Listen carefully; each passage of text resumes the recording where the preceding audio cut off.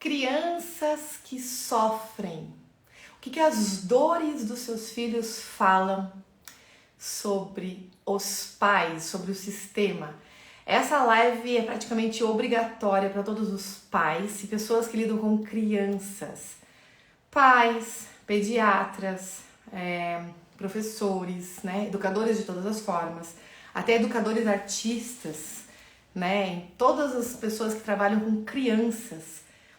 Eu sugiro você que está no IGTV, que assista Ipsis Literis até o final e tenha a oportunidade de tirar dúvidas nos comentários, porque esse é um tema quente e de utilidade pública. Essa é a grande verdade, nós precisamos aprender a enxergar o que os sintomas que as crianças carregam, que às vezes parecem tão simples e são taxados como, é fase, é criança, mas muitas vezes nós negligenciamos aquilo que a criança está declarando sobre o sistema familiar, sobre os pais, sobre as dores inconscientes do sistema.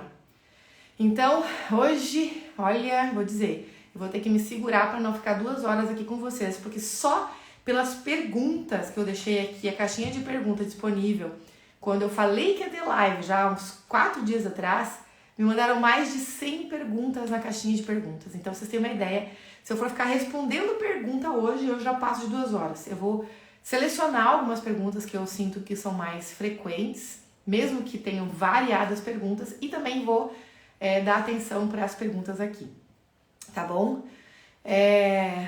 Eu tenho o maior carinho de falar nesse assunto, porque, querendo ou não, além de trabalhar dentro do desenvolvimento humano, eu tenho filhos. Então, isso faz muita diferença quando a gente... Oi, Fran! Fran, eu ia te falar para assistir a live, tá gravidinha? Não posso falar. Agora já falei. Ninguém sabe, ninguém deve estar assistindo. Tem que assistir essa live. Para quem é mãe ou está grávida, tem que assistir essa live. Bom, eu peço para que vocês, de fato, já comecem a compartilhar, porque assim, na boa, ela precisa ser compartilhada para todas as mães, para professores. Seja agora extremamente benevolente. Pega o aviãozinho e manda, dispara, porque realmente pode fazer... Olha só o que eu vou te falar. Uma pessoa ouvir o que eu vou falar pode mudar o destino de uma criança. Então, presta atenção. Uma mãe, um pai, um professor, um pediatra que escutar o que eu falar pode mudar o destino de uma criança, de uma vida, ok? Então, por favor, compartilha e quem ficar na live, curte bastante para que a gente possa ter visibilidade no Instagram e o Instagram avisar as pessoas sobre o que está acontecendo. Liliana, escreve para mim o título da live para eu fixar, por favor. Muito obrigada. Então, gente, eu sei que vai começar a surgir dúvidas, tá? Eu vou começar a falar aqui algumas coisas que vieram. Então, para que eu possa situar, contextualizar para vocês o meu ponto de partida, todo o meu olhar, as minhas respostas, eu vou fazer um panorama aqui mais simples, para que você possa entender por onde eu olho, ok? Quando eu vou receber uma criança para atendimento, pela queixa que os pais trazem, a maior parte das vezes os pais trazem uma queixa com base em sintomas. Minha criança está acontecendo isso e aquilo. Tá, deixa eu botar aqui. Fixei. Então, assim, os pais, eles se preocupam com o sintoma. A maior parte das vezes, as crianças, elas vêm para um consultório de psicologia quando o sintoma começa a incomodar a harmonia ou da família, ou da escola, ou dos relacionamentos de modo geral. Quando algum sintoma passa a trazer excesso ou falta, ou escassez de algo.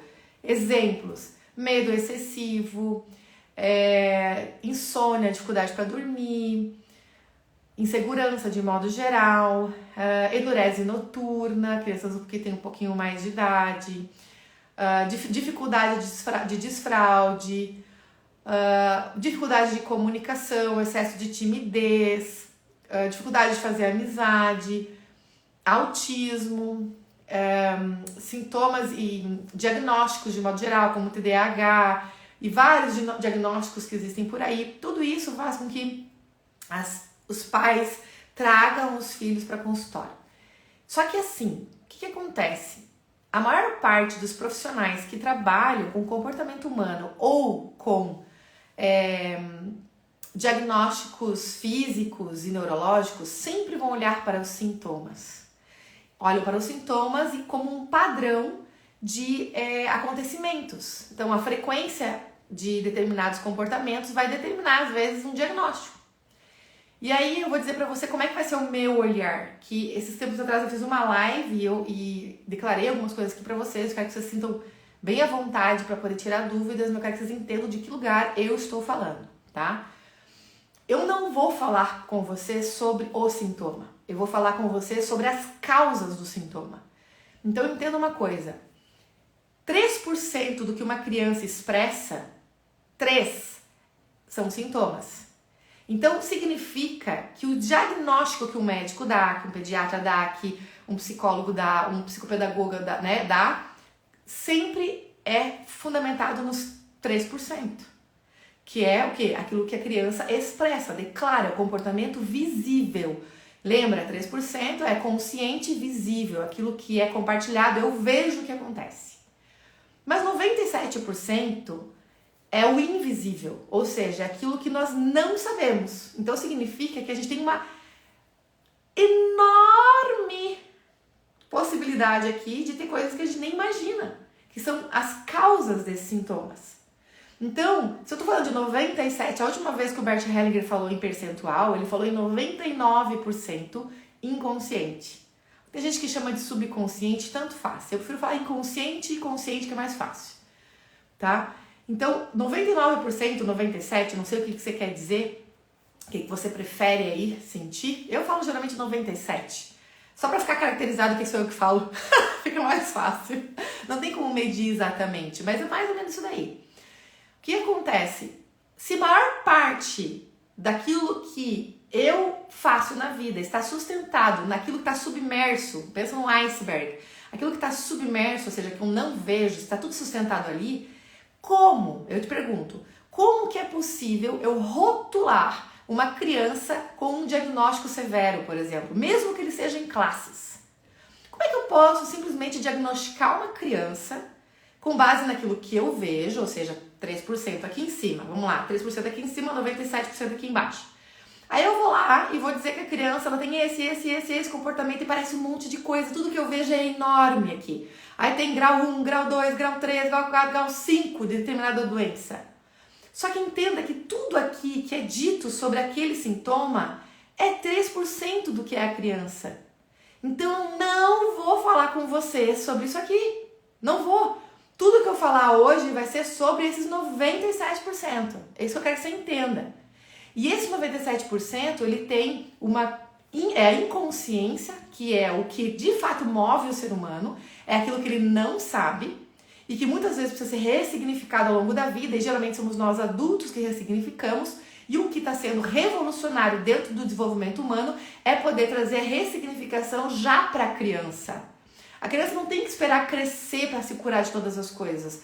Nós podemos sim agir imediatamente para curar vários bloqueios emocionais, entraves emocionais, traumas psíquicos, para que eles não se desenvolvam a ponto de tirar a liberdade dessa criança. Então presta atenção no raciocínio que eu vou ter contigo ao longo dessa live aqui. Nós nascemos assim, livres. Nós somos aqui pessoas que, na verdade, nós nascemos com uma intenção. Na verdade, nós não nascemos assim, nós somos concebidos assim. Quando nós entramos na Terra, Deus já nos dá talento, liberdade, amor, tudo que você precisa, você tem dentro de você. São os recursos inesgotáveis, recursos infinitos, ok? O que acontece? Só que quando a gente é concebido, vai para a barriga da mãe, ali começa um relacionamento já com o mundo humano.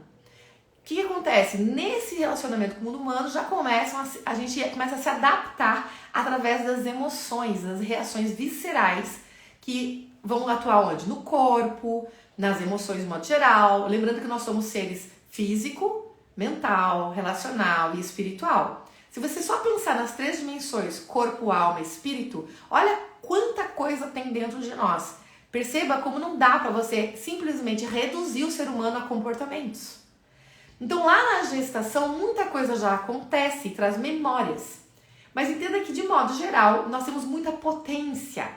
Uma criança que teve uma gestação tranquila, que teve a primeira infância tranquila, ela deveria estar assim, livre, para brincar, para experimentar o mundo e tudo mais. O que acontece ao longo da nossa existência, já no início? Não pode chorar. É feio passar vergonha, né, no frente dos parentes. Não pode fazer isso ou aquilo. Aí começa a ter o que a gente chama de embotamento. Então a gente começa a, fechar aquilo que é potente na criança, que é o ser livre que ela é. Todos nós já passamos por isso em algum nível. Tanto é que a maior parte das nossas dores está lá na primeira infância. Então toda vez que a gente tem um limite muito forte, que nos é apresentado dentro da linguagem adulta e a gente não entende, a gente muitas vezes se fecha. Então o que acontece? A criança, ela pode trabalhar esses desbloqueios emocionais? Pode. A gente não precisa ficar esperando ela crescer e ter um monte de dor para poder curar. Ela pode começar sendo curada agora.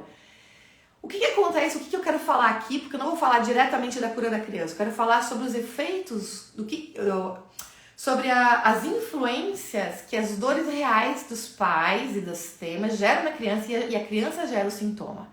Então vamos lá. Se 3%, continuando o raciocínio, 3% aqui é comportamento, é visível, comportamento é aquilo que é consciente, e 97% é inconsciente. O que são, Sheila, esses 97%? É tudo aquilo que formou você, que formou uma criança, formou o ser humano. Então vamos lá. Existe a inconsciência psíquica, que é a inconsciência daquilo que acontece diretamente com a criança, que eu dei o exemplo antes, na gestação, na primeira infância. O que aconteceu direto com ela? Vamos imaginar que ela passou por um trauma, um susto. Aquilo aconteceu com ela. Mas existe uma outra inconsciência que ela é maior, que é a inconsciência sistêmica. E essa passa pelas memórias dos pais, dos antepassados e dos ancestrais. Pouco se fala sobre isso ainda, por mais que parece que está agora cada vez mais sendo conhecido, eu fico cada vez mais surpresa por onde eu ando, a quantidade de pessoas que não reflete sobre isso, que não enxerga o nível de influência que as dores caladas das gerações anteriores afetam, influenciam as gerações futuras. Não é que eles têm culpa, não pode ser alguma, mas é que por nós por mistério, por amor inconsciente, nós olhamos para essas dores. Então, a maior parte daquilo que nós expressamos na vida nem é nosso. Nem é nosso. Vamos lá, Sheila, dá um exemplo. Quero completar o raciocínio, que eu vou começar a falar de dor por dor do que vocês falaram aqui. Eu vou começar a responder as perguntas sobre aquilo que a criança oferece como comportamento para os pais analisarem. Então eu vou falar sobre medo, vou falar sobre insônia, dificuldade de agitação, TDAH, vou falar sobre tudo isso, tá? Então acalma que eu tô completando o raciocínio. Quem tá chegando, depois vai ter que assistir a live no IGTV no início, que vai fazer diferença para você entender, tá? Então vamos lá. Quando eu for olhar para os sintomas das crianças, eu tenho que sempre reconhecer isso. Reconhecer que antes dela nascer, existe esse pai e essa mãe, que existem dores que carregam dentro deles. Então, eu falei que eu ia dar um exemplo. Eu quero dar um exemplo específico de abuso sexual, ok? No caso do abuso, eu vou te dar dois exemplos para que você entenda qual é a diferença de uma inconsciência psíquica e de uma inconsciência sistêmica, tá? No caso da inconsciência psíquica, geralmente o cliente ele tá fixado no trauma específico do abuso. Então, por exemplo, eu aos 9 anos de idade sofri abuso com um parente. Aquela criança, ela vai sentir o trauma, ela vai se fechar e aquilo vai ter reações viscerais na vida dela, vai travar ela para várias coisas.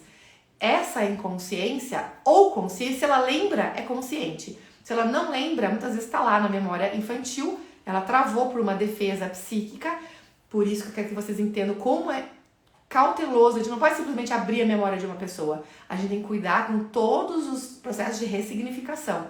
Então, muito cuidado quando você for mexer com essas coisas, tá bom? Então, a menina, por exemplo, uma menina, que sofreu abuso, ela vai ter o trauma real que aconteceu com ela, que se ela não lembra, é inconsciente. Ok, isso é psíquico, foi com ela. Sheila, qual que é a diferença do sistêmico?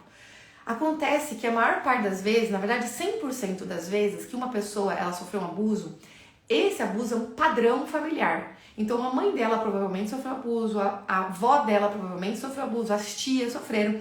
Existe uma sequência de dor emocional.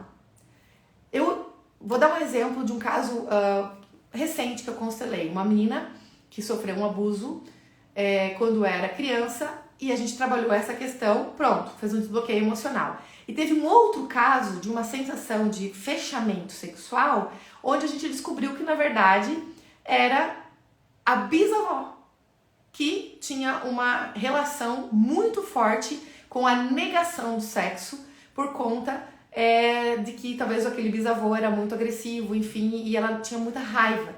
Então, a conexão da cliente era com a bisavó, não era uma dor dela.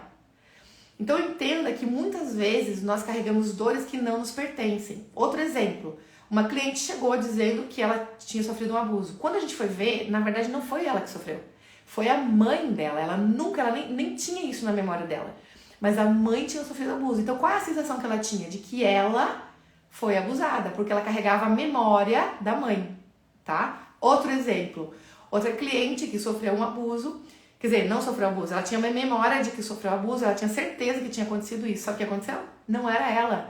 Durante a gestação, a mãe dela teve que fazer amor, né? Na verdade, nesse caso não foi amor. Ela teve que entregar forçadamente para o marido. Então, ela se sentiu o quê? Abusada, estuprada. Então, o que acontece? Aquela criança no ventre se sentiu machucada por conta da intenção. Eu sempre falo aqui que uma coisa muito forte nós, seres humanos, é a intenção. A intenção é positiva, a gente vai sentir. Se a intenção é negativa, ela tem dor, a gente vai sentir. É a intenção que gera os bloqueios emocionais. Intenção gera os traumas emocionais. Então, quando a gente vai olhar para um sintoma, nós precisamos olhar em que nível que você está relacionado para poder enxergar qual é a causa dele. Então, eu sempre tenho que olhar com os olhos totalmente abertos e sem julgamento para que eu consiga enxergar o que está acontecendo com aquela criança. E às vezes é muito mais simples do que parece. Então, assim, vamos lá, vamos falar da criança em si. A criança, ela sempre vai expressar a realidade daquela família. Sempre. Toda vez que uma criança vai para um consultório com um excesso de alguma coisa, de algum sintoma, ou uma escassez de um sintoma, ela sempre vai expressar aquilo que está não declarado em relação aos pais. A dor não é dela, a dor é dos pais ou do sistema. Sheila, dê exemplos. Uma criança que não dormia de jeito nenhum, tinha problema de insônia, acordava de noite, dormia, acordava. Nós fomos enxergar. Aquela criança estava vigiando. Toda vez que uma criança não dorme bem, ela está vigiando um dos pais. Porque nós, adultos, temos mania de ficar no mundo frenético da vida, mecânico, e esquecemos de olhar para dentro de nós, para enxergar as feridas que às vezes são profundas e a gente não está olhando. E aí, existe às vezes movimentos internos que é vontade de morrer, se colocar em risco, não se cuidar. E a criança, por amor, passa a vigiar os pais que em algum nível inconsciente estão olhando para a morte. Então, no caso, eu atendi, por exemplo, uma criança que ela não dormia e ficava olhando, ela estava, entre aspas, vigiando quem? O pai. E aí, quando a gente veio, eu fiz uma sessão familiar, eu olhei pro pai e falei assim, a sua mãe, ela tá doente, não tá? Ela disse sim, porque ele tá olhando pra sua dor. Você tá com medo que a sua mãe morra e você tá olhando pra morte da sua mãe, querendo se juntar a ela. Aí ele começou a chorar. Ele realmente estava sentindo que a mãe dele já estava morrendo. E aí ele tinha uma pulsão de morte em relação à mãe dele. E o filho fez o quê? Foi lá vigiar o pai. Quando o pai reconheceu que estava com medo dessa mãe morrer e conseguiu assumir para si a sua dor, ele pode olhar para o filho e dizer, muito obrigado, mas agora eu te libero. Gente, a partir dali, naquele dia, naquela noite, a criança dormiu a noite toda. Então, assim, ó, tem muito constelador que diz assim, e psicólogos e tal, que dizem que a gente tem que trabalhar só os pais. Eu, há muitos anos, trabalho pais com a criança. Por quê? Bom, isso eu vou dar um dia uma aula para quem é terapeuta, porque eu quero muito, mas muito que as pessoas trabalhem mais assim, porque o resultado é muito rápido. A criança, ela tem um resultado rápido quando ela enxerga a verdade, quando ela vê de fato o que está acontecendo. Então, quando ela se relaciona com a verdade, o que é a verdade, Sheila? É aqueles 97% que eu falei no início. Se eu consigo enxergar aquilo, eu vi aquilo que estava invisível, pronto. Ou seja, a alma reconhece que ela pode voltar para o seu lugar. Então, no caso, um filho que não dorme e está vigiando um dos pais, ele está assumindo que posição? A de pai ou mãe desses pais. Está cuidando, zelando o sono deles. Então, quando um pai e uma mãe olham para aquilo que está doendo dentro deles, eles vão fazer o quê? Liberar essa criança para ser apenas criança. Porque criança faz o quê, gente? Só brinca, aprende. Criança é uma aula para o desfrute. Nós temos que aprender com as crianças a desfrutar. Enquanto aprendemos, ensinamos, a criança, ela brinca. Ela não pode ter responsabilidades excessivas de um adulto. Por isso que a gente tem que tomar muito cuidado quando tem irmãos, 1, 2, 3 irmãos. Às vezes a gente dá responsabilidade demais pro mais velho, que não tem idade suficiente para poder assumir essa responsabilidade em relação aos mais novos. Criança é criança, ok? Então vamos lá. Exemplos de perguntas que me mandaram. Vocês vão poder começar a fazer pergunta agora também. Eu sei que vai acontecer um monte aí, porque esse é um assunto bem punk, tá? Tem uma pergunta aqui que pra mim, se eu começar a falar dela, eu tenho certeza que já vai clarear pras outras. Olha só. Pergunta muito inteligente aqui. Não sei se a Giovana está aí hoje. Giovana tá aí. Giovana CMV. Se estiver aí, conta. Como liberar o filho das dores e destinos das escolhas dos pais?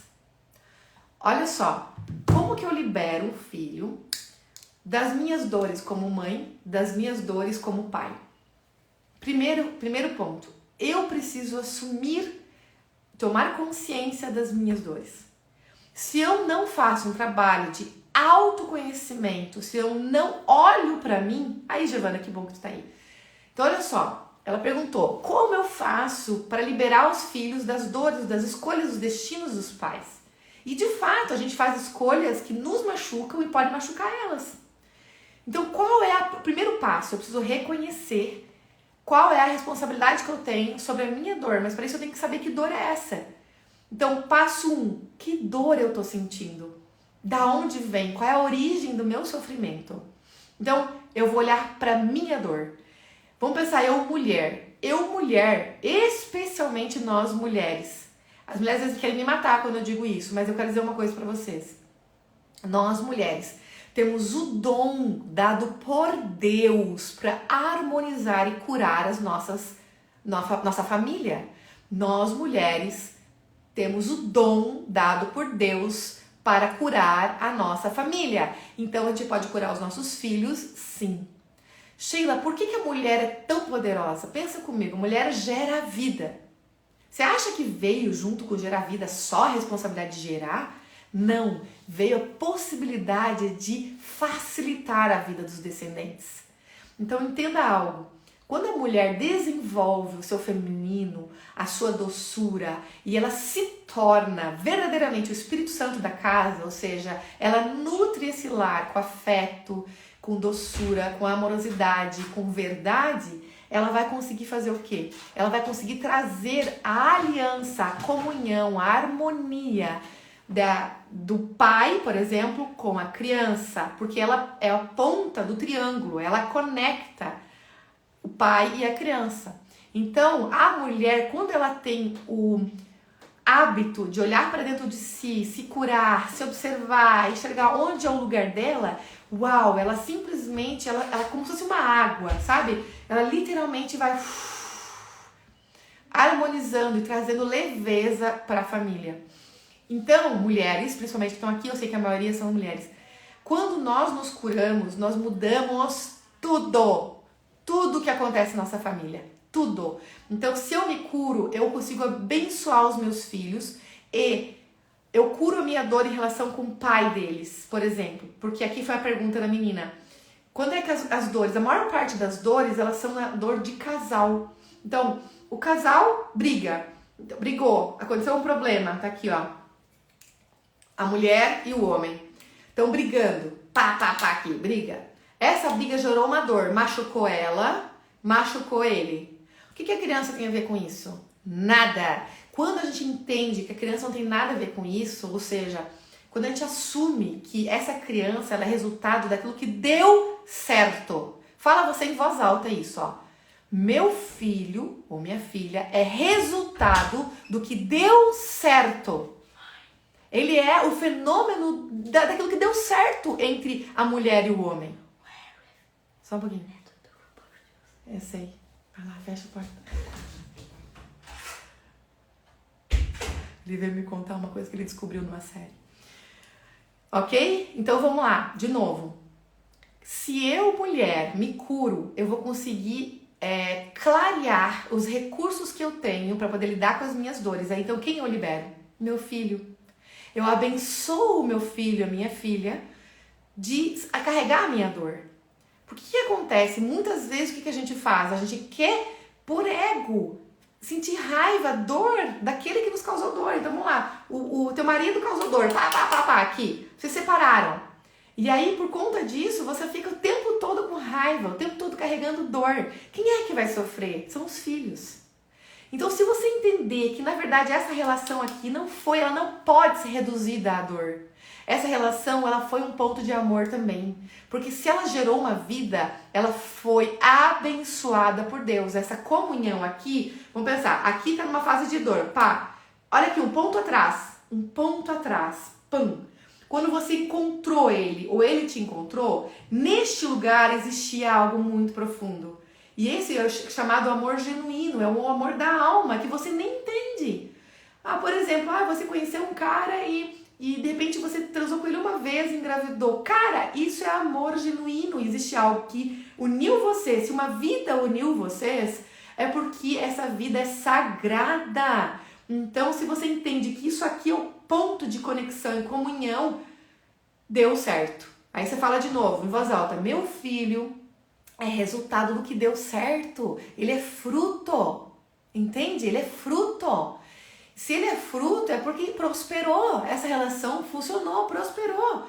Então tem muita gente que fica presa na dor quando acabou, quando brigou e fica martirizando aquilo. Aquilo vai só gerar sofrimento pro filho. Então como é que eu faço para liberar meu filho de olhar para essa dor? Eu olho para a dor, eu assumo ela e eu vou me curar. Então eu me curo. Quando eu me curo, eu vou liberar o filho e a filha para amar o seu pai. Amar a sua mãe. No caso, quando é o homem que está machucado, às vezes quer brigar com a mulher.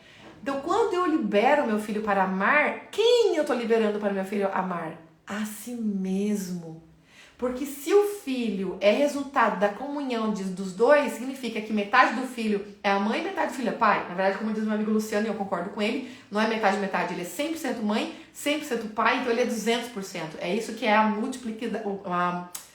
a expansão, né? Exponencialidade. Ele é sempre mais, porque ele tem todos os recursos da mãe e todos os recursos do pai. Então ele é uma exponencialidade. Então se essa criança ela tem os dois, imagina que doideira seria dizer para um filho assim: eu sou melhor que seu pai, então o pai só fez você, só. Acredite que o pai ama tanto o filho quanto você ama, mesmo que ele não participe da vida dele, ok? A Giovana falou aqui: estou tentando curar a minha filha curando as minhas dores, focando em mim. Tá correto? Isso mesmo. Já consegui ver algumas mudanças nela. É isso mesmo. Então a mãe e o pai vão curar a si mesmos. Então eu convido demais as mulheres. Por exemplo, tem um monte de cliente minha do Mulher de Seda, do que eu faço. Agora vai ter até maratona Mulher de Seda, dos dias 9 a 16, live fechada só para a mulher curar a si mesma. O que eu vejo, muitos relatos, mulheres dizendo que depois que elas começaram a se curar, as filhas mulheres e os filhos homens mudaram a postura. Por quê? As mulheres começaram a aceitar o amor mais das mães e os homens começaram a olhar para o pai. E eu tô falando de efeitos não só sobre crianças, eu estou falando de efeitos sobre adultos mesmo. Então quando a gente se cura, a gente cura a criança, tá? Então olha só, nessa resposta que eu dei para Giovana em relação às escolhas da mulher e do homem, que refletem imediatamente dos filhos, deixa eu falar uma coisa muito séria. Muitas doenças olha o que eu vou falar agora e presta muita atenção em mim. Se você estiver fazendo qualquer outra coisa, para o que você está fazendo e escuta o que eu vou falar. Muitas das doenças rotuladas pela medicina, elas são, na verdade, sustentadas numa dor inconsciente de exclusão dos homens do sistema. TDAH, déficit de atenção, autismo, são doenças muito comuns e corriqueiras hoje que elas retratam que os homens da família estão sendo excluídos. Então, tudo aquilo que tem a ver com cognição, foco, centramento, precisão, aprendizagem, intelectualidade tem a ver com o masculino. Se eu não tenho o direito, como criança, de assumir que eu posso amar o meu pai como ele é, eu passo a desenvolver sintomas. Uma parte da criança, muitas vezes, está olhando para a morte. Ela prefere morrer a ter que andar pela metade. Sheila, como andar pela metade? Sim. Uma criança não vive só com os recursos maternos. Uma criança precisa dos dois recursos, o materno e o paterno. Então, quando a mulher, ela sai do lugar de vingança, de dor, né, e de afastamento e exclusão desse homem, quando ela consegue olhar para ele com amor de verdade, o filho se cura. Gente, eu já vi cada coisa, cada sintoma incrível acabar com o simples fato de a mulher olhar no fundo da sua alma pro ex-marido, ou marido, ou pai da criança e dizer assim, eu sou igual a você, eu vejo você. Eu sinto muito por acreditar que eu era melhor que você. Eu vejo a sua dor, eu vejo a minha dor, mas juntos nós fizemos algo incrível. Nosso filho.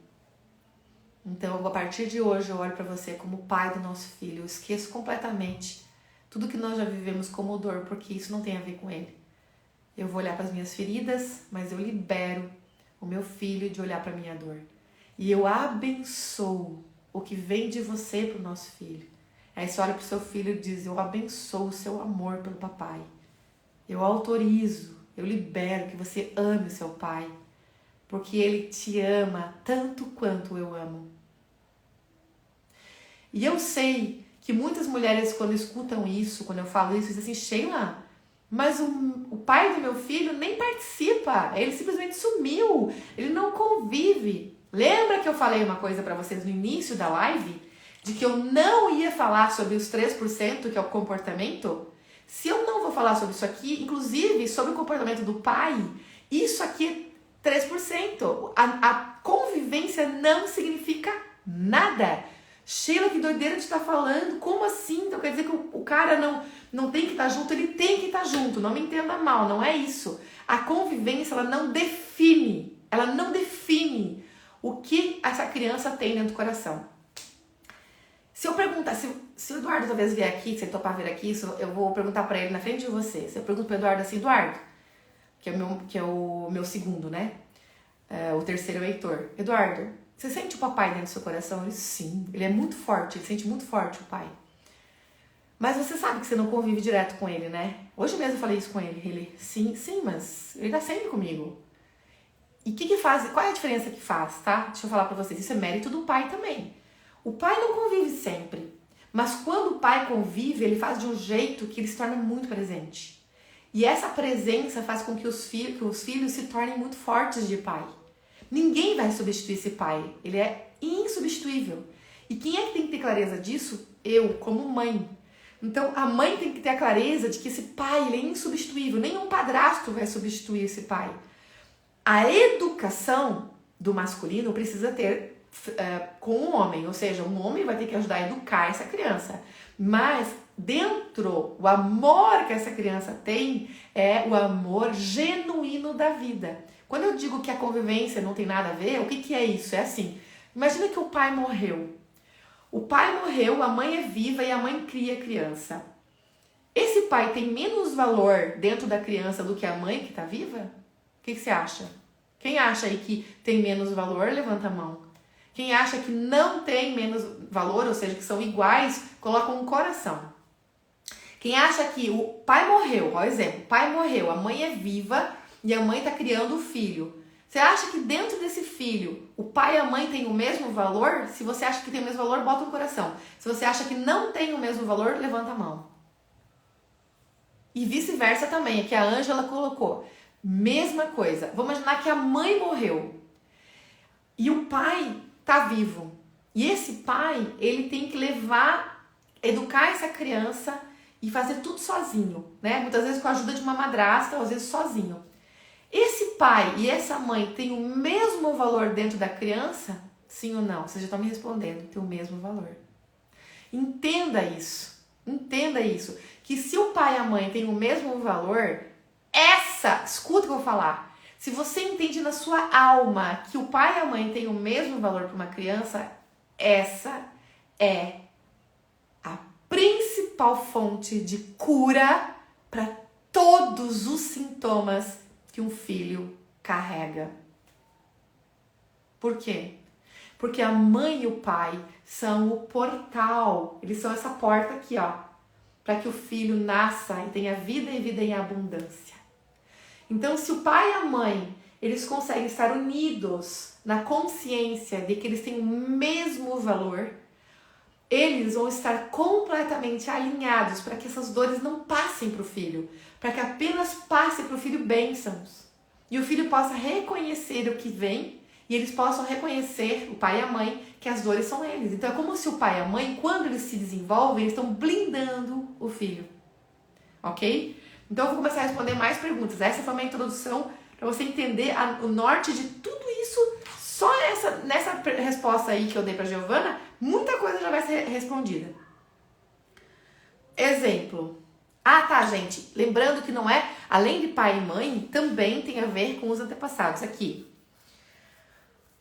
Dificuldade de pegar no sono. A Sandra perguntou. Já falei. Tá vigiando um dos pais.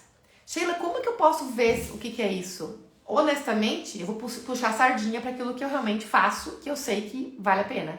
Constela. Quem, Sheila? Pai e a mãe? Essa pergunta sempre todo mundo me faz. Quem é que constela? É o pai e a mãe? Se você perguntar isso para um constelador clássico, ele vai dizer constela o adulto, porque o Bert Hellinger dizia que a criança não precisa, porque a criança já é alma pura e tal. Só que eu vou dizer uma coisa. Eu constelo criança há mais de 10 anos.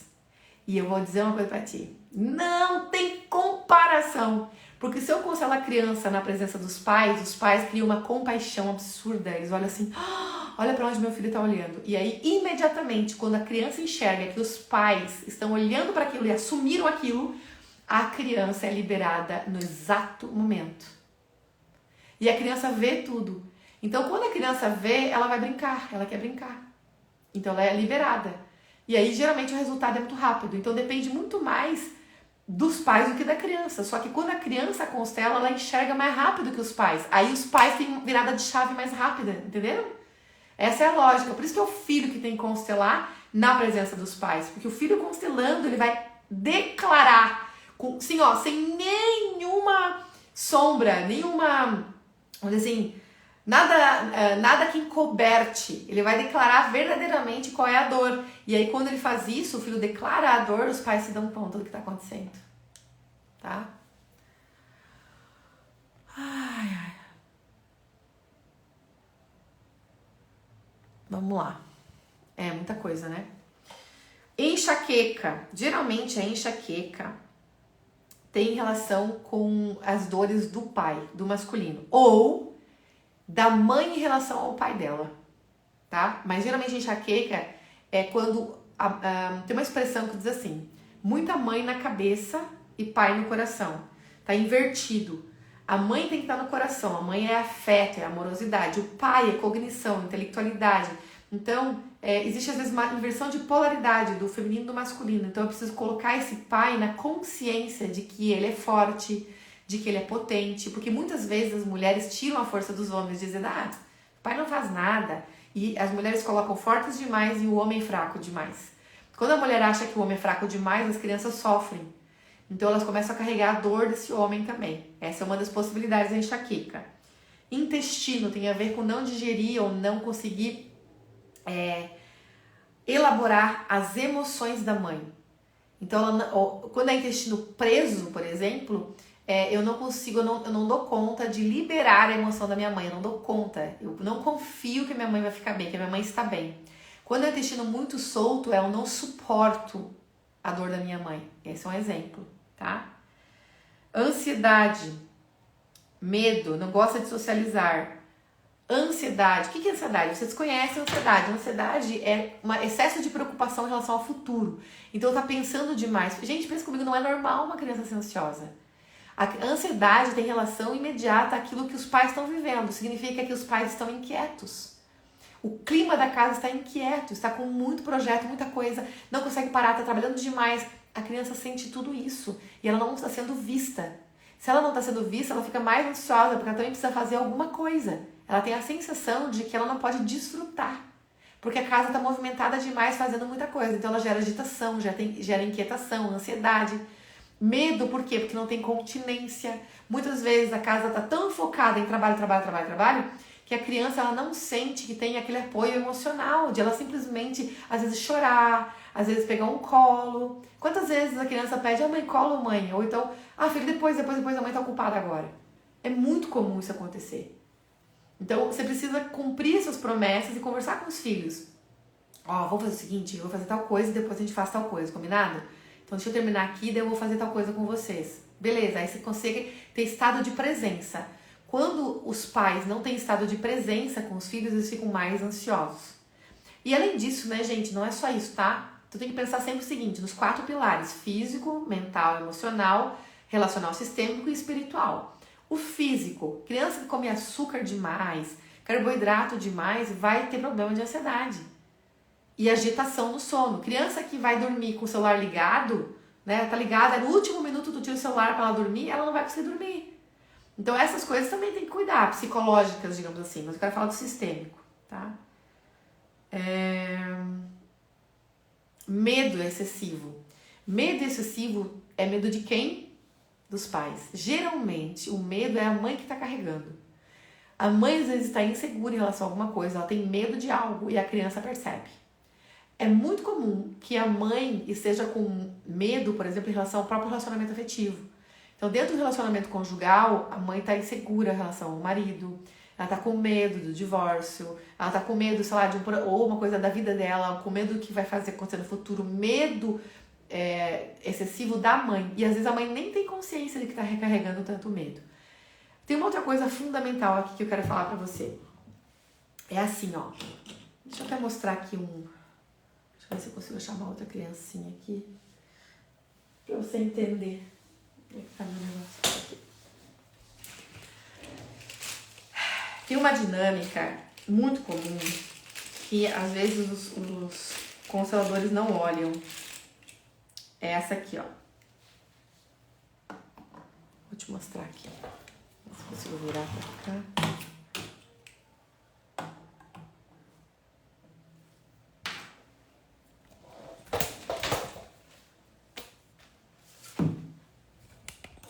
Peraí, deixa eu baixar aqui um pouquinho.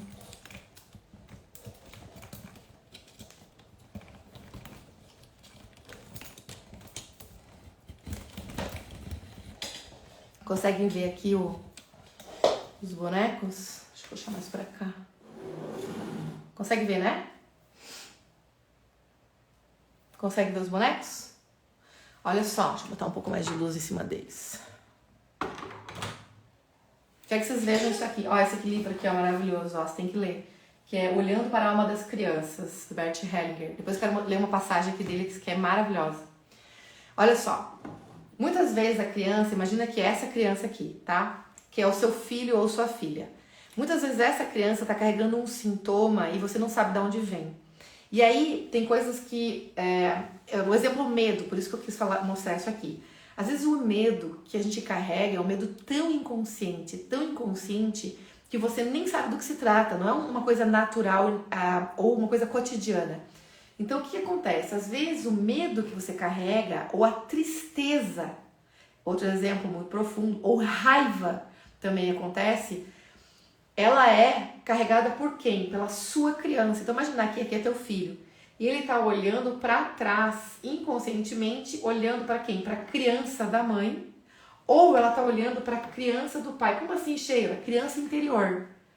Porque às vezes, vamos pensar comigo. Vamos imaginar o seguinte, eu vou dar um exemplo recente. Eu conselhei uma criança que ela andava muito triste. E aí, na constelação dela, mostrou que ela estava olhando para a criança do pai. E o pai, olha só, a criança do pai tinha uma tristeza muito profunda, porque aqui atrás, ó, a criança do pai olhava, ó, para uma morte, para a morte de uma irmã. Uma irmã criança tinha morrido, olha para essa cena aqui. Então vamos lá, uma irmã criança tinha morrido. Então ele olhava inconscientemente para essa criança e para a mãe, para a dor da mãe. O que aconteceu? Óbvio que naquele tempo não tinha recursos para enxergar como hoje tem. Então esse meu cliente, essa criança aqui que veio constelar, teve a oportunidade de reconhecer junto com o pai que o pai olhava para uma dor anterior, ou seja, quem é que realmente tinha tristeza? O pai carregava nos olhos uma tristeza que era antiga, que era de quando ele era criança e ele perdeu uma irmã num acidente e a mamãe também teve muita dor. Então tinha um luto muito profundo que nunca esse pai conseguiu viver de verdade. Isso é muito comum porque a gente muitas vezes não olha para o luto da criança.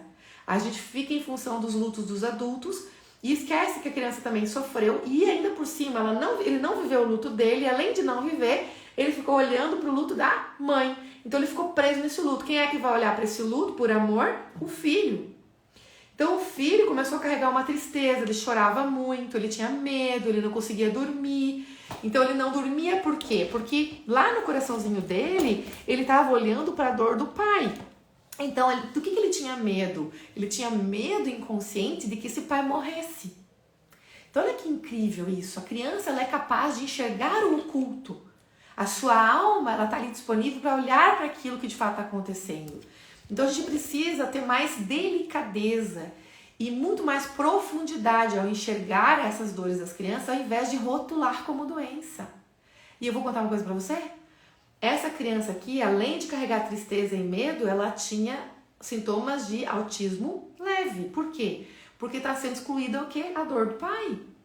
Então, olha só, gente, assim, ó. Eu sou bem severa em relação a isso. É muito importante olhar para as coisas com mais amor. Olhar para as coisas com mais presença, sabe? E não simplesmente pegar e rotular, é isso e deu. E aí a gente leva, muitas vezes, por escrito diagnóstico para a escola. E a escola passa a tratar teu filho como alguém com dificuldade emocional e você acha que tá tudo bem. Não tá tudo bem. Você tem que admitir que precisa olhar para a profundidade para você curar na raiz. Sintoma não dá para curar. Sintoma é sintoma. Você vai ficar medicando teu filho quanto tempo? Ele é uma criança. Escuta o que eu vou te falar olhando no teu olho, mãe e pai. O teu filho ou a tua filha confia em você. Você precisa confiar nos recursos que ele carrega na alma dele. Se você não confia nele, quem há de salvá-lo? Quem há de acreditar na cura dele? Por isso que isso clama, arde no meu coração. Eu não admito que os filhos e crianças sejam rotulados para sempre por diagnósticos que colocam eles em jaulas medicamentosas. Chega disso. Chega.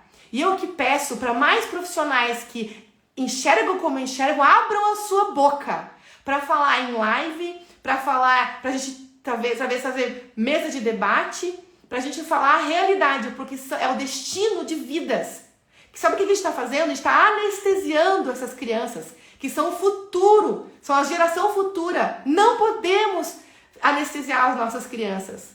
Porque elas carregam sintomas, a gente quer fazer o que com elas? Vamos dar uma Ritalina para elas ficar mais calminha. É muito mais fácil dar Ritalina, é muito mais fácil dar remédio.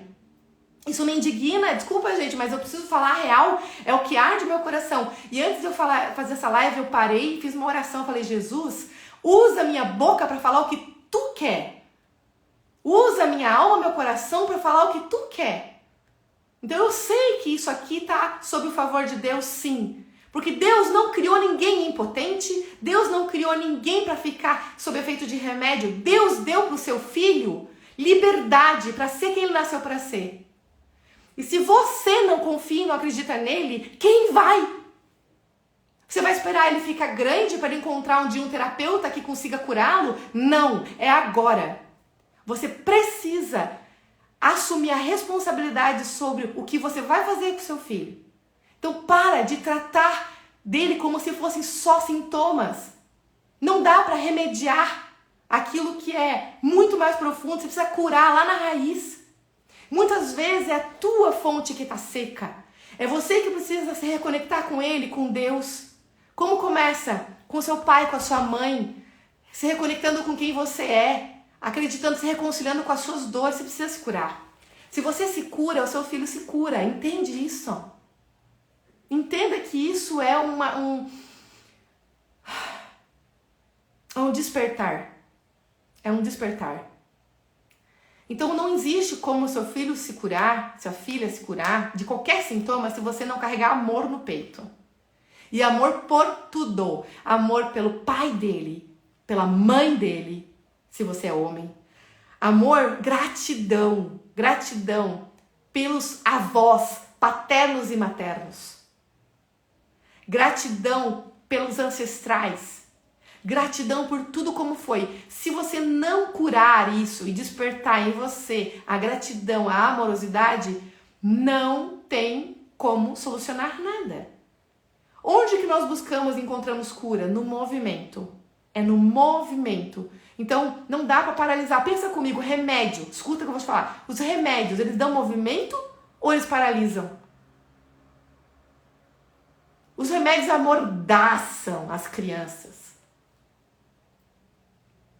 Somos nós que temos que nos adaptar a essa nova geração e não calar e remediar essa geração. São as escolas que têm que mudar. Somos nós pais que temos que mudar a nossa forma de enxergar a educação. Nós precisamos realmente olhar de forma diferente. Não dá mais para achar que eles são um problema, porque eles não são. Ok? Faz sentido isso? Ou peguei pesado demais? Poxa, né? Eu sei que é complicado, mas eu preciso falar, sabe? Graças a Deus, Deus tá me dando um poder assim absurdo. Eu tenho muita autoridade nesse assunto. Eu tenho muita autoridade. Porque não foram uma ou duas crianças que eu constelei, não foi uma ou duas famílias que eu atendi. São milhares de pessoas que já passaram por mim. Então você precisa entender que eu falo com propriedade. Sheila, você já viu cura? Até de psicopatia infantil, psicopatia, início de esquizofrenia. Inclusive eu quero ler um texto para vocês aqui do Bert Hellinger que ele fala sobre isso. TDAH, cura. Cura, Sheila, cura sim. Cura de anorese noturna, cura de dificuldade de aprendizagem, desinteresse em estudos, agressividade. O que é agressividade? Agressividade é mãe, pai, eu coloco pra fora essa dor desesperada que vocês carregam. A maior parte das vezes que eu vi agressividade é assim, a mãe que tem raiva da mãe dela, ou a mãe e o pai que tem raiva um do outro, ou o pai que tem raiva dos pais. Ou seja, aquilo que é julgamento, o filho carrega como agressividade. Quer despertar o amor? É no amor. Simples assim. Pega pesado sempre é boa. Vai ficar salva a live sim. Vou até botar no YouTube essa live. Tá? Alguma dúvida aí por enquanto?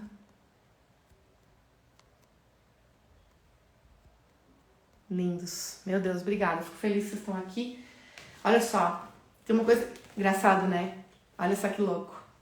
Eu tava em oração antes de fazer essa live. Daí, Jesus soprou assim no meu ouvido. Pega o livro de crianças do Bert Hellinger. Aí eu só fiz assim, ó.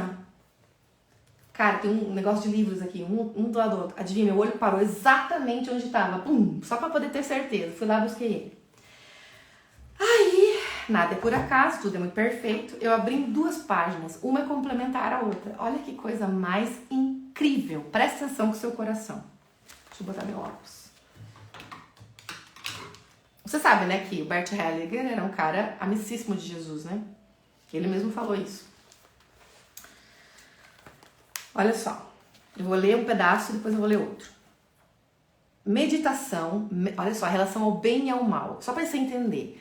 A esquizofrenia, por exemplo, é a não capacidade de conseguir conectar a vítima e o algoz dentro de você. Ou seja, você olha para uma pessoa como mal e bem, separa, e aí você olha uma hora para o mal, para o bem, e você entra numa loucura, que é não conseguir integrar essas partes. Então, por exemplo, teve uma tragédia na família, alguma coisa profunda, pode gerar esquizofrenia? Pode gerar esquizofrenia. Como é que cura? Quando você consegue integrar com amor as duas partes, ou seja, você não olha mais para o fenômeno da tragédia, mas olha para a vida que fica. Então olha só o que Bert Hellinger fala sobre isso. Meditação para além do bom ou do mal. Hellinger para uma mulher cuja irmã e o pai são esquizofrênicos. A mulher tinha uma irmã e o pai esquizofrênicos. Olha isso aqui. Feche os olhos. Agora olhe para Deus. Mas não para aquele temido por muitos. Olhe para o maior. Para essa força maior que conduz tudo em direção ao bem, quando a reconhecemos. Isso quer dizer que tomamos cuidado para não nos colocarmos no seu lugar, no lugar de Deus. Olhe persistentemente nessa direção, sem se deixar distrair pelos esquizofrênicos, ou seja, pelo sintoma. Não olha para o sintoma, olha para Deus. Olha só. Olhe persistentemente para essa força com amor, sem se mover. Escuta isso.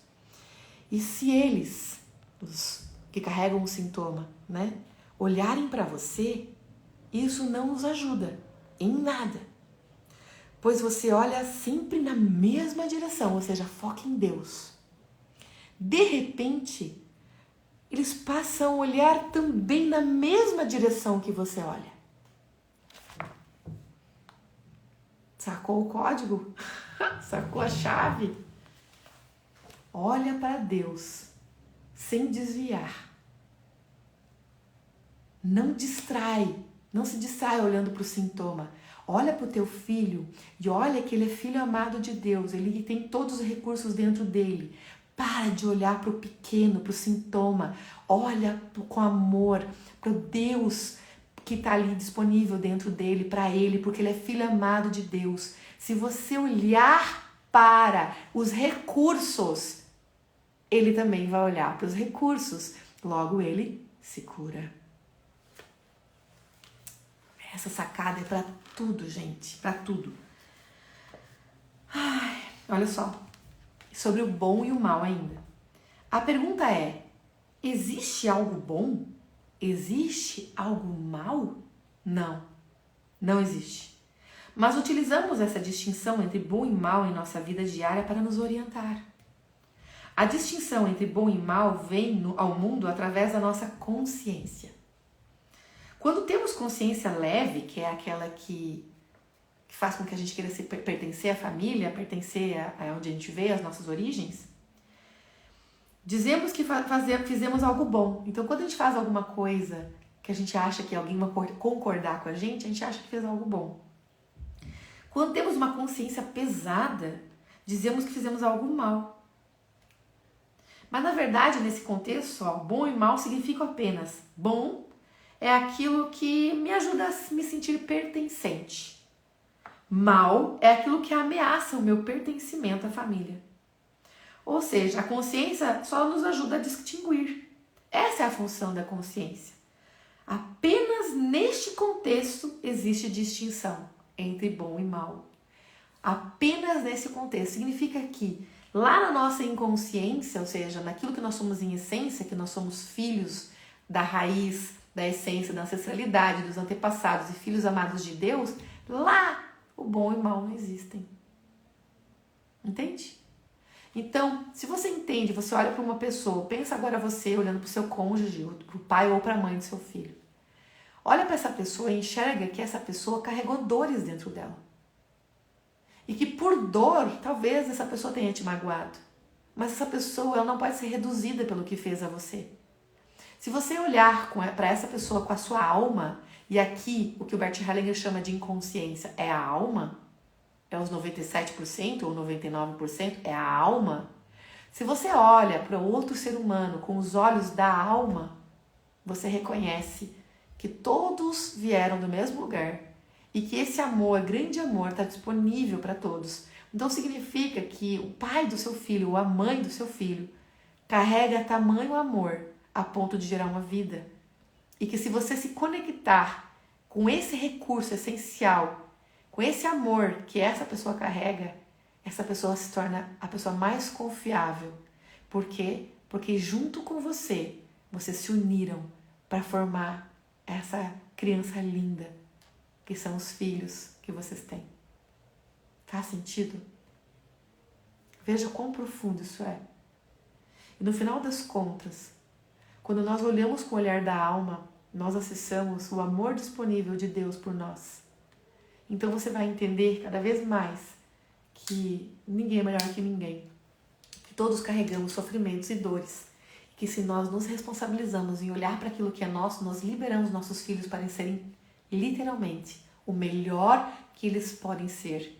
Porque eles são incrivelmente potentes. Então, esse limite da potência deles muitas vezes sim tem a ver com você não se conhecer. Então o meu convite aqui é que você entenda a importância de você se conhecer. A importância de você curar suas feridas, de você parar com essa mágoa, muitas vezes em relação ao pai ou à mãe do seu filho. E você começar a olhar, quer ver um exemplo? Às vezes você não gosta do sogro ou da sogra. Isso é o suficiente para gerar um problema no filho.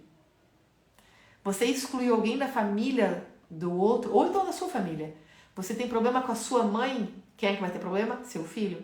Se você tem problema com seu pai, seu filho vai ter problema. Sheila, mas eu me dou bem com eles. E na tua infância, como é que foi? Como é que estão os teus bloqueios, entraves emocionais em relação à sua infância? Você olhou para isso? Vou dar um exemplo. Sheila, como é que eu reconheço isso? Se você tem problema de autoimagem, escassez, dificuldade de realizar aquilo que você sonha, planeja, se você tem problema com dinheiro, se você tem problema de relacionamento, não dá certo com ninguém, tudo isso é problema lá da criança. Se você se sente inferior às pessoas, precisa de aprovação, tá tudo aí. Tudo isso aí é uma declara que você tem traumas infantis, às vezes inconscientes. Então, quanto mais você se cura, mais seus filhos são liberados. E eles precisam ser liberados das suas expectativas, inclusive. Às vezes a mãe e o pai exigem demais, o filho é inteligente, aí você começa a cobrar dele, exigir dele porque ele é inteligente. Cadê a liberdade dele? Então, ser inteligente não passa mais a ser um dom, passa a ser um peso. Então a gente precisa liberar os filhos da nossa expectativa. Permita que ele seja como ele é. E outra coisa, eu quero provocar, eu falei lá bastante, agora na metade da live, sobre a importância de seu filho confiar em você. Se o seu filho confia em você, você é a pessoa mais confiável para ele. Você precisa olhar para ele nos olhos dele e enxergar e dizer para ele o quanto você confia nele, o quanto ele é incrível. Deixa eu te contar o que eu fiz com o meu filho. Eu falei assim para ele, olha bem para mim, nos meus olhos, para te dizer que você é incrível, que você carrega uma luz impressionante, você pode fazer muitas coisas. Eu quero que você confie em você. Você pode, você é livre para fazer muitas coisas. Lá quando você for adulto, você vai fazer coisas incríveis, inclusive vai ajudar muita gente. Nunca deixe ninguém tirar essa luz de você, fazendo você duvidar de quem você é. Nem mesmo eu. Se em algum momento eu tirar a tua força, duvidando de quem você é, não me escuta. Entende? Eu sou a pessoa que ele mais confia, ele precisa entender o quanto ele é incrível, precisa olhar sempre, todos os dias nos olhos do filho, com alma, dizendo você é maravilhoso, você é incrível, eu amo você. Você se sente amado? E eu acredito demais no futuro dos meus filhos, por mais traumas que já passaram. Algumas pessoas sabem aqui. Eu confio demais mesmo, porque eu confio plenamente que Deus deu para eles o que eles precisam para poder seguir os novos caminhos que eles precisam na vida. Todos os recursos estão dentro deles. Então a gente precisa fazer o que como mãe, como pai? Acionar os recursos dos nossos filhos. Eles têm absolutamente tudo para curarem. Então, por favor, mãe e pai, não acreditem mais em diagnóstico. Não se conformem com os diagnósticos. Não se conformem. Graças a Deus, a minha mãe e o meu pai não se conformaram. Por isso que eu tô aqui com vocês. Porque eu fui uma criança muito doente. E eu sou muito grata ao meu pai e à minha mãe, que foram muito guerreiros. Eles foram para tudo quanto é médico, tudo quanto é diagnóstico, tudo quanto é coisa, não acreditaram em nada. Minha mãe tentou de tudo, até que ela conseguiu me tratar com produtos naturais. Eu era para ser uma mirradinha, doente. Mirradinha, para quem não sabe o que é pequenininha, magrelinha e fraca, até com ossos fracos e tudo. Era todo esse meu diagnóstico. Problema seríssimo de visão, que hoje eu tenho muito menos do que eu deveria ter, porque era para eu ser quase cega. Tudo porque a minha mãe e meu pai acreditaram que era possível ser diferente. Minha mãe sempre foi muito ousada. Entende? Então, eu acredito que com vocês isso também deve ter acontecido muitas vezes. Os pais não podem acreditar no que os médicos falam. Desculpa os médicos, mas é que às vezes, eu quero dizer uma coisa bem real para vocês médicos. Vocês são maravilhosos. Só que vocês precisam despertar. De verdade. Sai dos livros, você que é médico, médica, pediatra, sai dos livros, não é o suficiente. O livro representa 3%. Você precisa estudar mais sobre a alma humana, sobre a consciência daquilo que é. Porque quando você estudar isso, e eu vou falar uma realidade, tem uma amiga minha que ela é pediatra, e ela resolveu, eu falei muito com ela, falei, faz os cursos de constelação familiar. Ela fez, gente. Ela mudou completamente o olhar dela para os sintomas. Ela, com uma sessão, às vezes, vem a mãe e tal, ela faz um movimento sistêmico, ela não precisa nem de remédio com aquela criança.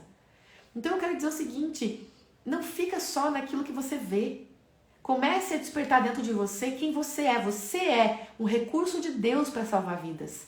Médicos, médicas, vocês são um recurso de Deus para salvar vidas. Então, não se trata do que você sabe, mas daquilo que Deus sabe. Então, se você acredita nisso, procure recursos novos, procure formas novas. E você vai medicar apenas quando necessário.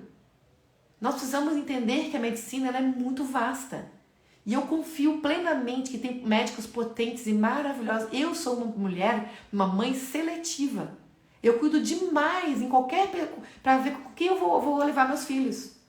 Com qual é o amor que as mães, que os médicos olham para essas crianças. Para mim faz muita diferença. Se eu não confiei na alma do profissional, eu vou trocar, eu vou para outro. Se ele está olhando para o meu filho como um pedaço de carne, eu vou trocar. Eu sou mãe e eu sei o que é bom para o meu filho. Para minha prole, digamos assim, né? Então a gente precisa reconhecer. E eu convido, de fato, que nós não fiquemos bitolados daquilo que a gente aprendeu na faculdade. E eu digo isso para psicólogos também. Psicólogo tem mania de ficar prescrevendo coisa, de ficar olhando só para os diagnósticos que aprenderam dentro da psicologia. Vai estudar outras coisas, caramba. Psiquiatra, a mesma coisa. Precisa enxergar que tem muito mais além dos DSMs. Tem muito mais. Não dá pra você olhar pra uma pessoa e rotular ela pra vida inteira. Ah, gente, sabe, vocês não têm noção. Vocês não têm noção, em quase 20 anos de profissão, do que eu já recebi de pessoas que acabaram as suas vidas por conta de diagnóstico. Diagnóstico é como se fosse imagina aquelas correntes, assim, de antigamente, presa no pé. Dentro daquelas cavernas. Sabe? Você anda com aquela corrente presa no pé na vida inteira, você não consegue ser diferente. Porque alguém um dia disse que você tinha uma limitação. Não é possível que você seja limitado, porque Deus te deu ilimitação. Deus é ilimitado. As curas são ilimitadas. Ah, Sheila, vai dar uma de pregação para nós? Não, isso é realidade. Simples assim. Tira o teu espírito para ver o que acontece. Então é necessário que a gente, de fato, comece a acreditar mais na vida do que na morte, mais na saúde do que na doença. Quando nós tivermos uma postura muito mais na abundância, como Jesus disse, né? Eu vim para trazer vida e vida em abundância. Quando nós nos relacionarmos com a vida em abundância, aí a gente vai entender, de fato, que quanto nós temos de recursos para lidar com todas as coisas que acontecem. Já me estendi, né, gente? Nem sei que horas são. Eu me empolgo, eu falei que essa live aqui é uma coisa que realmente me empolga demais. Gagueira. Rafa perguntou da gagueira. Gagueira tem relação com segredo. Criança que tem gagueira, ela está escondendo, ela está revelando que a família está emaranhada num segredo. Então é necessário olhar para isso.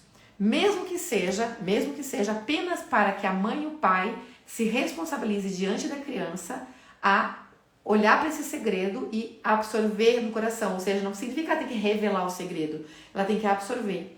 Muitas vezes a criança, ela desenvolve gagueira tanto com relação a segredos entre a mãe e o pai, que um que não revela alguma coisa pro outro, às vezes aconteceu uma coisa ali que tá emaranhada em segredo, ou às vezes em relação aos relacionamentos anteriores, pai, mãe, avós, enfim, segredos anteriores, tá? Outra coisa importante, abortos. Crianças olham para os irmãos abortados. Seja intencional ou não, a criança sempre vai olhar para os irmãos. Então, às vezes, uma tristeza é por conta de os pais não incluírem no coração o irmão. Então, lembra, uma criança ela tem que saber sempre qual é ela, qual é a ordem que ela carrega.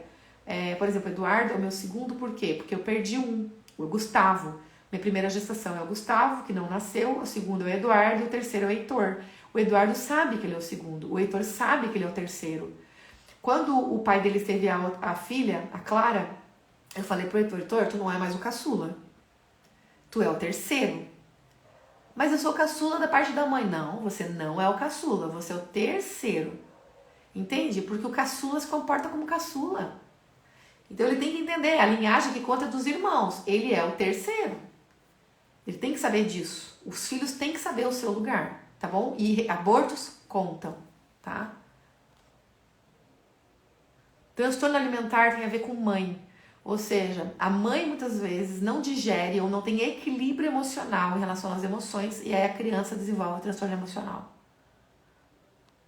Não comer ou comer muito é exatamente isso.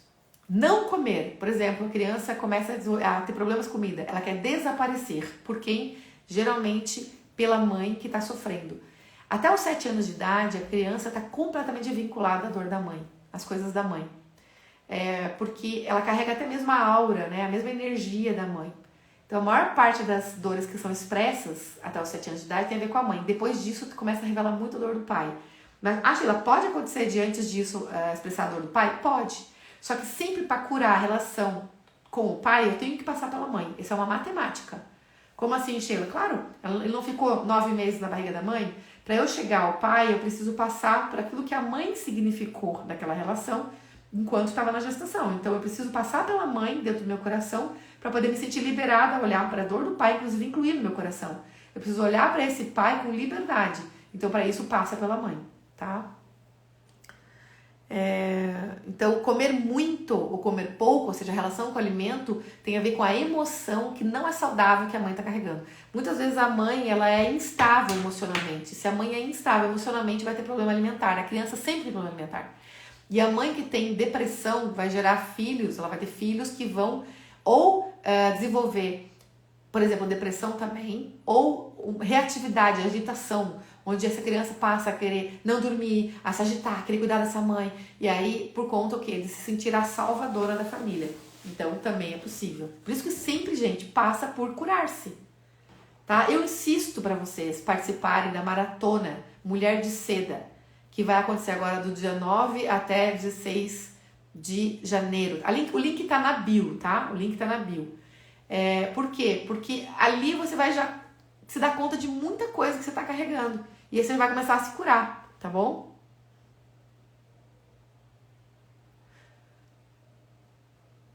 Ó, quando a criança tem virose de repetição, gripes, ela tá com baixa imunidade. Baixa imunidade, ela não necessariamente ela é sistêmica, ela tem muito mais a ver com você não estar atento às vezes às questões físicas, por exemplo, alimentação. Por exemplo, eu suplemento a alimentação dos meus filhos a vida inteira com Diaclorela e Floranil. Gente, isso daí todo mundo dá. E ômega 3, da Anil. Coloca aí, Liliana. Floranil, Diaclorela e ômega Nil da Anil, que é uma empresa japonesa, inclusive o meu irmão é distribuidor em Santa Catarina, ele distribui para o Brasil todo. Eu tomo desde os meus 11 anos de idade e na gestação eu tomei e os meus filhos tomam todos os dias. Por quê? Imunidade altíssima. Meus filhos não têm doença nunca. É impressionante, tá? A gente tem que cuidar também dessas questões. Esse Maratona Mulher de Seda, ele é online, tá? Pode ver no link da bio ali. Vai ter presencial só em São Paulo. Agora dia 5. Sheila. Ai, que bom, Giovana falou. Sigo alguns médicos que pensam de maneira holística, sistêmica. Transtorno opositor é desculpa, mas é uma mentira. Transtorno opositor é assim, é um rótulo para os pais se abster, mas assim, ó. Ai, me irrita isso, desculpa, mas me incomoda demais esse tipo de coisa. É porque quando a gente é mãe é diferente, a leoa, ela sai, né? Não é nem só psicóloga, é mais que tudo. Transtorno opositor, vamos lá. A criança que se opõe demais, do ponto de vista sistêmico, ela tá maior que os pais. Então assim, ó. Vamos pensar na mulher. Teu filho, tá? Se opõe àquilo que você fala. Ele quer argumentar, reclamar, ele te ofende muitas vezes. Por quê? Porque ele tá acima de você. Se ele tá acima de você, a culpa é dele? Não é só dele, é porque você não está no lugar de mãe. Muito provavelmente você está no lugar da criança olhando para sua mãe que atrasa. Com problemas com a mãe e com o seu pai. Geralmente com o pai, tá? Geralmente você está com problema com o pai. Ou seja, você exclui o pai, você se indigna com o pai. E essa criança aqui, ela como se ela dissesse assim, ó. Olha pro teu pai! Olha pro teu pai! Olha pro teu pai! Ele é meu avô, caramba! É um exemplo. Tá? Então, o que ele está fazendo? Ele está se opondo à sua oposição. Ou seja, quando você julga aquele que está atrás de você, você vai ter um filho que vai se posicionar como grande em relação a você. Então, gente, isso daí é a coisa mais rápida que existe para curar. É só se você se posicionar, como você fazer uma constelação, por exemplo, se posicionando, se curando no relacionamento com os seus pais, você vai curar imediatamente essa postura do seu filho. O que é essa postura do seu filho? É uma necessidade enorme de salvar você de você mesmo. Por isso que a criança tem essa postura de oposição. Eu não concordo com a maneira que você vê a vida. Entre aspas, eu preciso mostrar pra você que eu sei mais que você, que eu tenho que amar minha mãe, minha avó, meu avô. Eu tenho que amar as pessoas da minha família. Quando você assume esse amor pela sua mãe, porque o amor, o que é esse amor? Não é o amor da convivência, é o amor da existência. É o amor de gratidão por ter a vida, por eles te dar o sim à vida. Quando você reconhece que você é pequeno diante dos seus pais, você libera amor pro filho. E o filho relaxa. Ele relaxa. E quando ele relaxa, o que é isso? Agora eu posso confiar. Eu não preciso me opor tanto, não preciso crescer tanto. Entende? Então assim, ó, lembra, de diagnósticos comportamentais, você pega e joga no lixo. Confia no teu filho, vai olhar para a causa, nunca para o sintoma, tá? Agressividade é a mesma coisa. Agressividade, ela está declarando que existe uma dor que não é vista em relação à dor da mãe e do pai. Então assim, eu vou dar um exemplo. A mãe tá com raiva do marido, que é o pai dele. E aí ela tá com raiva do marido, e aí a criança faz coisas que ela se irrita e ela guarda. E aí o que o filho vai fazer? Vai se irritar com ela, vai ser agressivo com ela, mostrando, querendo ser visto. Isso aconteceu comigo, tá? O meu mais velho foi agressivo comigo, tava muito agressivo, é porque eu tinha uma dor em relação ao pai dele que eu não tinha curado ainda. Quando eu comecei, eu sabia que era meu isso, eu tinha que curar a minha dor. Quando eu me curei em relação à minha dor, eu olhei pra ele e consegui, eu lembro desse dia. Alguma coisa virou a chave dentro de mim, eu tava dirigindo, eu parei o carro, estacionei, olhei pra trás, meu filho tava na cadeirinha, eu olhei bem nos olhos dele e falei, filho, eu amo seu pai e você. Cara, quando eu falei isso, não sei o que aconteceu com ele, ele fez assim, ele sorriu pra mim. Quando ele fez, acabou. A partir dali virou a chave, porque virou a chave dentro de mim. Eu senti uma gratidão tão grande, eu comecei a chorar. Eu comecei a sentir uma gratidão tão grande ao pai dele, que eu mandei um áudio pro pai dele, eu só tô ligando pra dizer que eu amo você, que exatamente como foi eu aceito, e que você, eu abençoo tudo que tem de você nos nossos filhos. Cara, aquilo ali foi uma mudança na minha vida radical. Radical. Então tem a ver com a nossa postura em relação à nossa dor, nossa raiva. A agressividade é uma expressão da raiva não declarada. Então, quando eu tomo consciência daquilo que estou carregando, eu libero meu filho de ter esses excessos. Então, e o que era a raiva do meu filho comigo? O que era a agressividade? Era assim, inconscientemente, meu filho me agredia dizendo, eu quero poder ter o direito de amar meu pai. Eu quero que você olhe pro meu pai. Então, ele estava gritando comigo, brigando comigo, chegou até a me agredir fisicamente, tipo assim, me empurrar.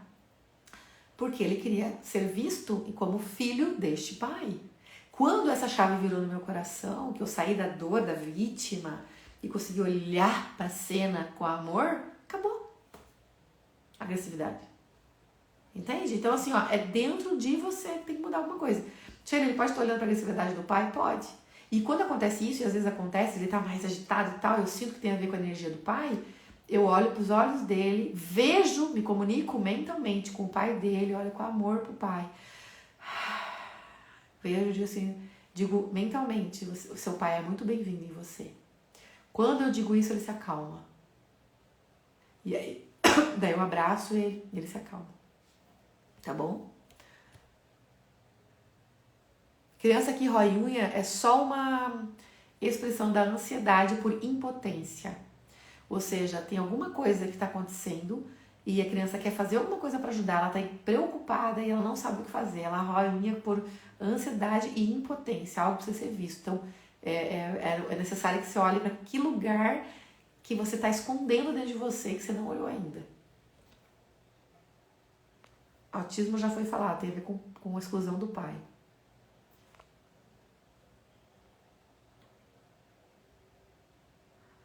A Lari está perguntando como chama as medicações. Não são medicações, são suplementos nutricionais. É natural, completamente natural. Da clorela, por exemplo, tem 40 nutrientes. Então, meu filho às vezes come bobagem. Eu fico tranquila porque ele toma clorela. Então, ele tá com tudo em dia, crescimento e tudo mais. Por quê? Porque às vezes a gente não tem como fazer ele comer verdura, fruta, tudo como a gente gostaria. Então, é necessário o suplemento. Trabalha a intelectualidade, a inteligência, a imunidade. Então, é da ANEW, ANEW.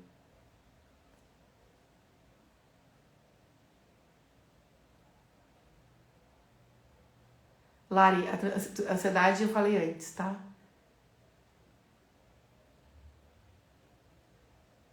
O que mais aqui?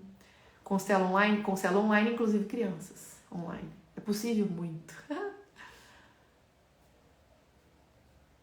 Tá, alguma dúvida mais precisa? Deu um pacote de constelação pra você. Pacote de constelação é boa, eu não faço não. Uma mãe pode ajudar a criança que tem compulsão alimentar.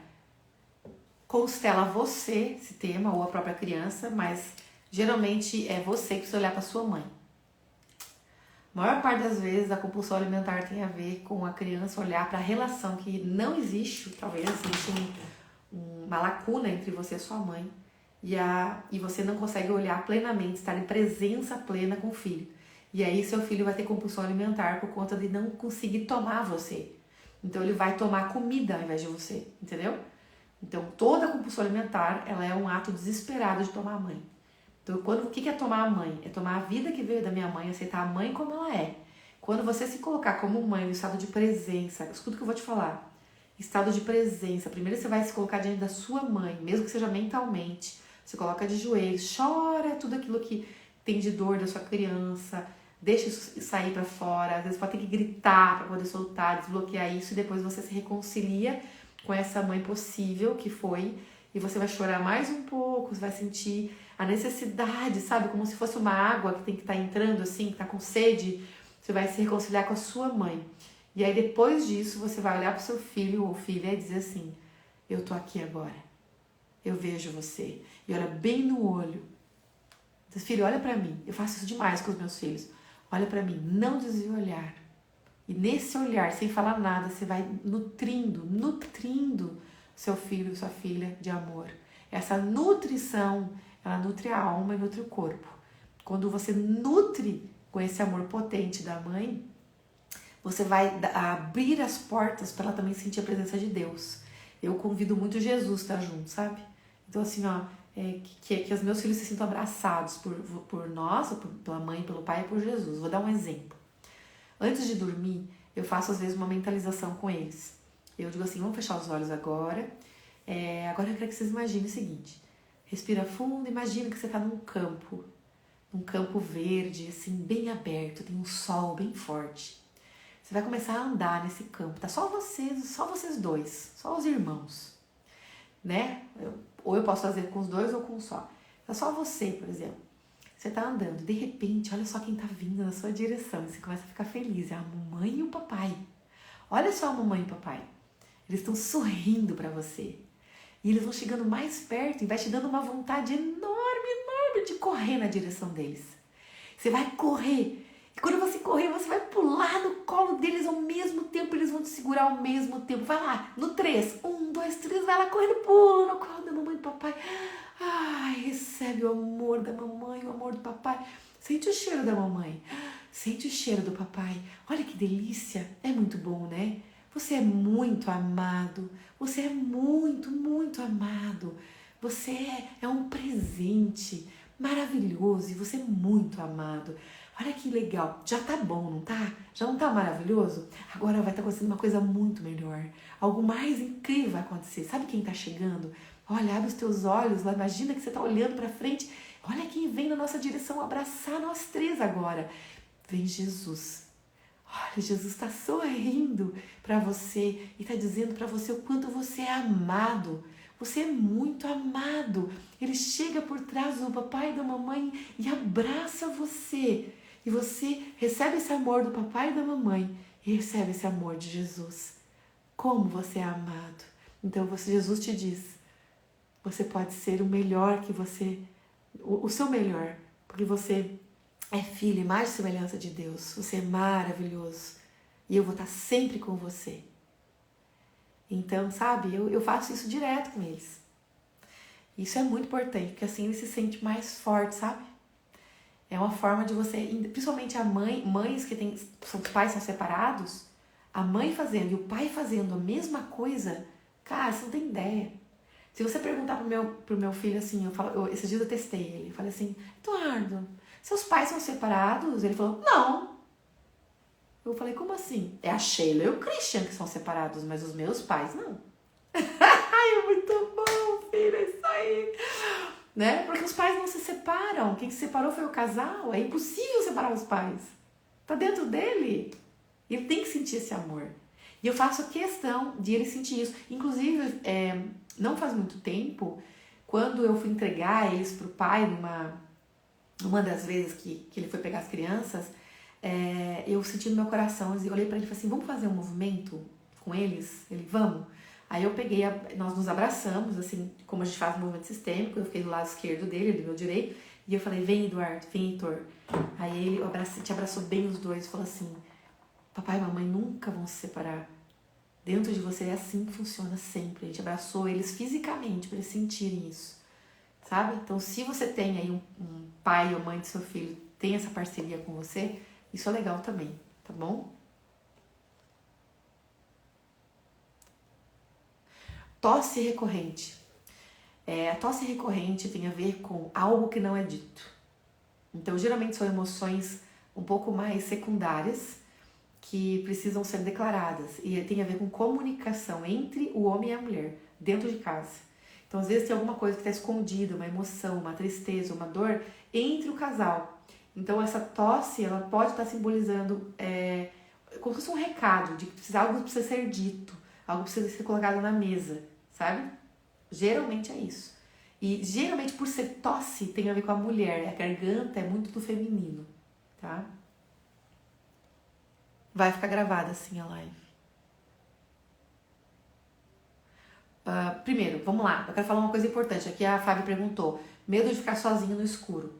Primeiro, o medo de ficar sozinho, ele é natural da criança, porque a criança ela não tem ainda recursos conscientes de que ela se defende sozinha. A criança sempre vai entender que quem defende ela são os pais. Então, é normal. Isso é instintivo. A criança não querer ficar sozinha e não querer ficar no escuro. Então, isso não é uma coisa, vamos dizer assim, tão patológica.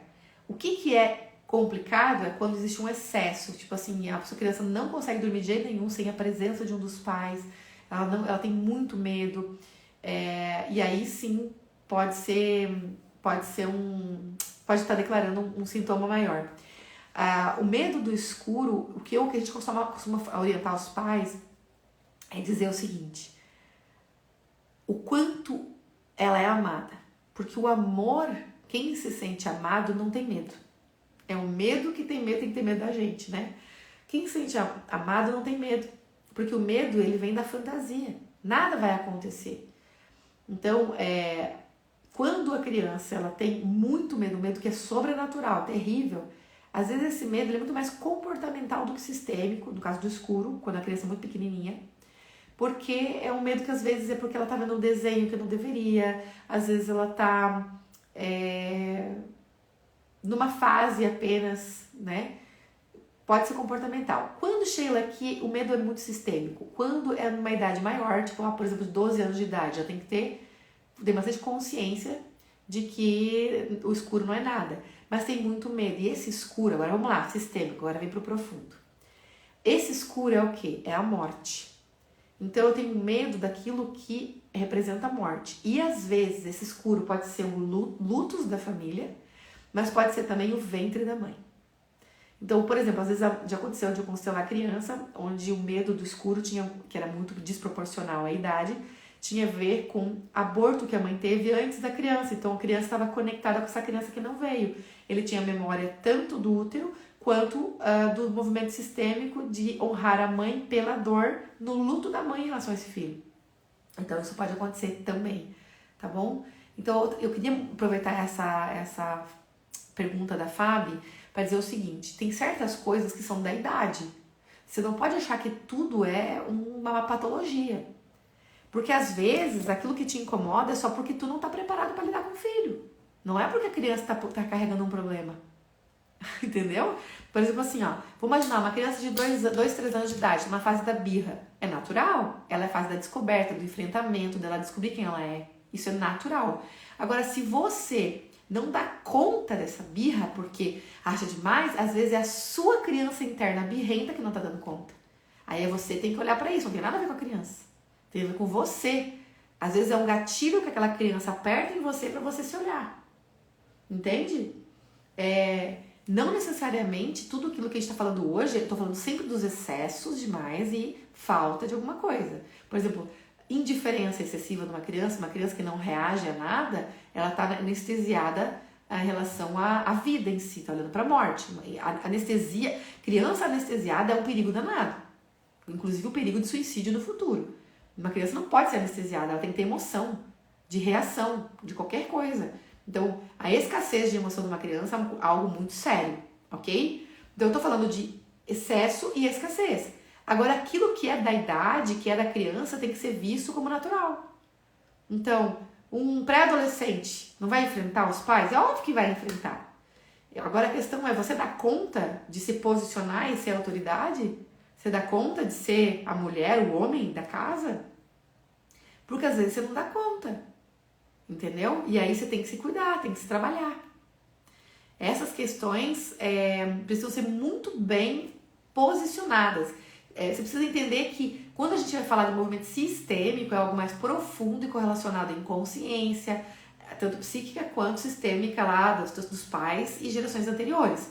Mas tem comportamentos que são naturais. Inclusive, esses comportamentos não vão ser nem rotulados, nem por médico, nem por psicólogo, psicopedagogo, nada. Eles vão dizer, não, isso é normal da idade. Agora, o normal da idade te afeta, tá te incomodando? Então, esse problema é seu e não o problema do seu filho. Tá claro isso? Faz um joinha pra mim se isso ficou claro. Se isso ficou claro, faz um joinha, tá? Problemas respiratórios. Faz um joinha pra mim. Problemas respiratórios, geralmente a linhagem dos avós. Respiratória é tristeza. Tristeza não declarada. De quem? Geralmente dos avós, tá? Não é normal. Você tem que olhar para isso. Tudo isso dá para constelar, gente. Tá, beleza. Show. Beleza? Gente, acho que é isso por hoje. Muito obrigada por estarem aqui. Gente, esse negócio de trabalhar com criança me encanta demais. Então vamos lá, só quero fazer destacar aqui uma coisa importante. Mulheres, tá? Lembra, mulher precisa se curar, tá? Já falei, amor, da ansiedade, tá? Depois tu assiste a live de novo, tem muita coisa. Gente, posso dar uma sugestão pra vocês? Reveja a live, com o papel e caneta na mão. Porque não se trata de você, se trata dos filhos. Então, assim, se você aprende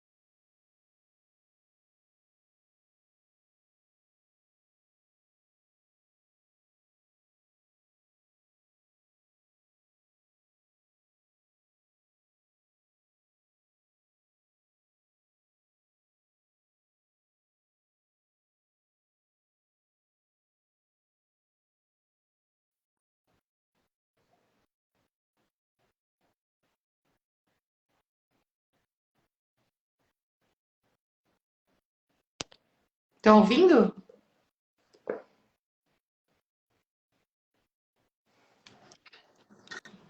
Tá Oi, me Sheili. ouvindo? Tô te ouvindo. Eu não sei se o Insta cortou a voz por conta que já Tá. tem 1h40 de live. Estão me ouvindo? Voltou? Beleza. Eu te convidei de propósito porque eu achei que poderia burlar alguma coisa. Que? Eu te convidei para burlar algo do Instagram aqui. Olha Ah, só, quero dar um vamos lá. recado para quem tá aí. Rapidinho, gente. Como forma de gratidão a tudo que eu entreguei hoje, você vai compartilhar essa live para o máximo de pessoas possível, especialmente quem é terapeuta, quem é mãe, pai, todo mundo tem criança. Não se trata de você, se trata das crianças do futuro. A gente precisa abrir os olhos das pessoas. Então, eu preciso da ajuda de vocês para compartilhar com o máximo de pessoas possível. Outra coisa, tá mudo de novo? Tá Não, mudo, eu, não? eu tô te ouvindo. Eu tô te Tá. ouvindo. Beleza? E assim, ó, vai lá agora, quando eu vou salvar aqui a live, você vai comentar. Como que você vai comentar? Escuta o que eu vou falar. Você vai escrever alguma coisa assim, ó, aprendi isso. Você vai dizer o que você aprendeu, tá? Tal coisa, isso pra mim me tocou, isso aqui foi importante pra mim. Eu preciso de feedback, entendeu? Eu quero saber o que vocês pegaram dessa aula. Então, por favor, conto com vocês, tá? Tô aqui de coração aberto, então eu espero que vocês também façam isso por mim. E comentem na live lá que vai ficar gravada e compartilhem o máximo de pessoas possível, tá bom? Posso fazer uma observação rapidinho? Pode.